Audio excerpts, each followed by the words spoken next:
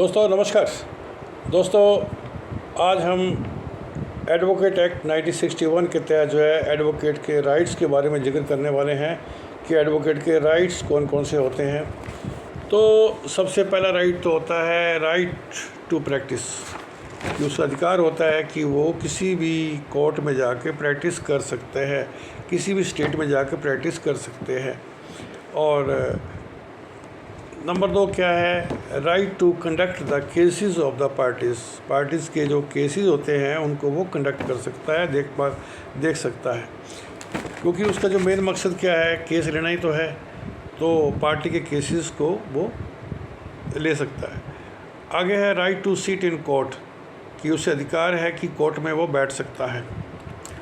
और आगे है right to make the compromise on the behalf of parties. देखिए, अगर पार्टी पॉइंट करती है कि आप हमारा कॉम्प्रोमाइज़ करवा दीजिए दोनों पार्टियों का, तो ऐसी अवस्था में उसे अधिकार है कि वो दोनों पार्टियों में कॉम्प्रोमाइज़ बिठा के करवाए। आगे है right to inspect the documents of his clients, यानी कि अपने जो क्लाइंट है उसके डॉक्यूमेंट्स को वो चेक कर सकता है कि वास्तव में ये डॉक्यूमेंट सही हैं, इस्तेमाल होने लायक हैं या नहीं है, या फिर और डॉक्यूमेंट की ज़रूरत पड़ेगी। अब ऐसे ही है right to be appointed as oath commissioner, यानी ओथ कमिश्नर उसको अपॉइंट किया जा सकता है। और right to be appointed as notary public भी उसको अपॉइंट किया जा सकता है, लेकिन उसके लिए निर्धारित जो समय सीमा है वो उसकी शर्त है जो रहेगी।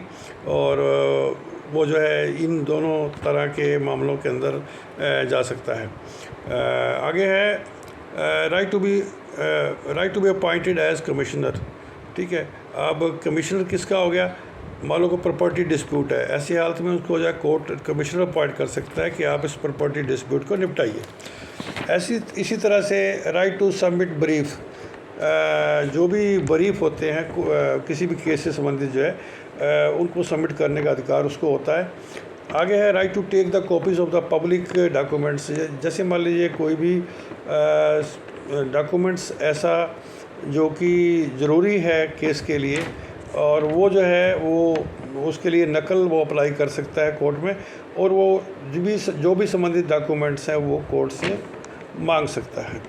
जो भी रिक्वायर्ड फ़ीस होती है कोर्ट की वो चुकानी पड़ती है, उसके बाद उसको डॉक्यूमेंट वो मिल जाते हैं।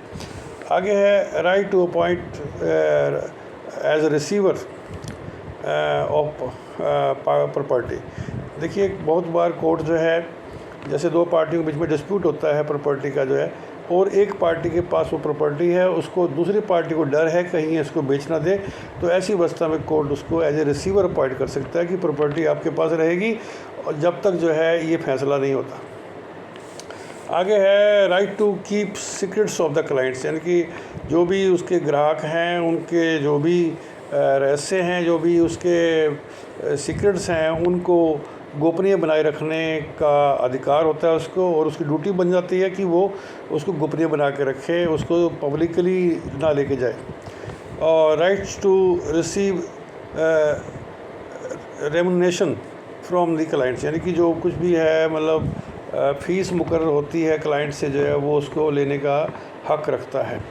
और शर्त ये है कि उसको आप पूरा रिकॉर्ड रखें और बाकायदा जो है यानी जो भी लेन देन अपने क्लाइंट से किया जा रहा है और पूरा रिकॉर्ड उसको रखना होता है, ताकि